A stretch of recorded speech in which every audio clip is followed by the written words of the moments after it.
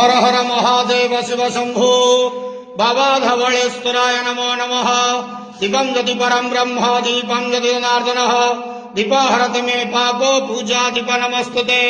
अहे धवलेश्वर महाप्रभु संसार सुगिरकंदु आज पवित्र वैशाख मासर शुक्ल तृतीया अक्षय तृतीया रे समस्त श्रद्धालु भक्त मानक आशीर्वाद करंतु मनस्कामना पूर्ण करंतु कर्म क्षेत्रोन्नति करंतु ग्रहरिष्ट खंडन करंतु जगतर मंगल करंतु विश्वर कल्याण करंतु आपणकर नाम विख्यात करंतु सेवकर डाक श्रवण करंतु समस्त अग्वावसा भक्त मानकर मनस्कामना पूर्ण करंतु।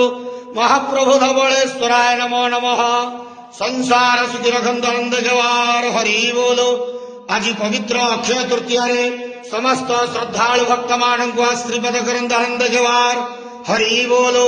हर हर महादेव शिव शंभो। महाप्रभु धवलेश्वराय नमो नमः।